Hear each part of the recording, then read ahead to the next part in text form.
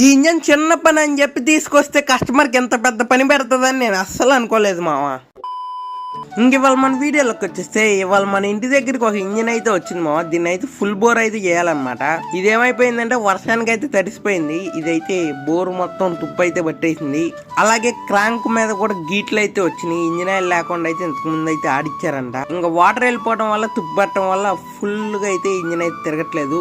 ఒక చుట్టు తిరిగి అక్కడ పట్టుకుపోతుంది అనమాట. ఇదైతే క్రాంక్ మావా. ఈ క్రాంక్ మీద అయితే గీట్లు అయితే వచ్చినాయి చూసారా. ఒక గీట్ అయితే వచ్చింది మధ్యలో. దీనివల్ల బేరింగ్ అయితే తొందరగా పోయిద్ది. ఇంకా క్రాంక్ కూడా పట్టించి రావాలి. దీన్ని విజయవాడ అయితే తీసుకెళ్దాం రేపు పొద్దున.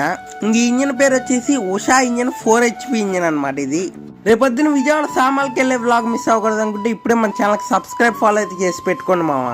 ఇంకా పని అయిపోవడం ఏంటో సాయంత్రం మన ఇంటి దగ్గరికి అయితే వచ్చామావా. గదుల్లో మట్టి అయితే తోలిచ్చాం కదా, దాంట్లో అయితే నీళ్ళు అయితే బాగా పెడుతున్నా అనమాట. ఒక 2 రోజుల నుంచి గదుల్లో అయితే మోటార్ వేసి నీళ్ళు అయితే వదిలేస్తున్నా. కొంచెం అయితే గుంగింది మావా, మరీ ఎక్కువ అయితే గుంగల, కొంచెం అంటే కొంచెమే గుంగింది. ఇంకా గదుల్లో మొత్తం నీళ్ళు అయితే పట్టేస్తున్నా అనమాట. ఒక చివరన పైప్ వేసి అవన్నీ అయితే నిండేదాకా అయితే ఆగుతున్నా.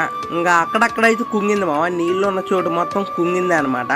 రేపొద్దున ఒక మనిషిని మాట్లాడి బాగా వాటర్ పెట్టేసి గడ్డ పులుగు పెట్టి పొడుచుకుంటూ బాగా కొరవేయాలన్నమాట మట్టికి. ఇంకెవాళ్ళకైతే గదుల్లో వాటరింగ్ అయితే ఇలా పెట్టామావా. ఇంకా రేపొద్దున ఒక మనిషిని మాట్లాడి వర్క్ అయితే చేపిద్దాం. ఈ వీడియోకి ఇంతే మావా. నెక్స్ట్ వీడియో కనుక మీరు మిస్ అవ్వకూడదు అనుకుంటే ఇప్పుడే మన ఛానల్ సబ్స్క్రైబ్ ఫాలో అయితే చేసాను మావా. నెక్స్ట్ వీడియోతో మళ్ళీ కలుసుకుందాం. Okay bye.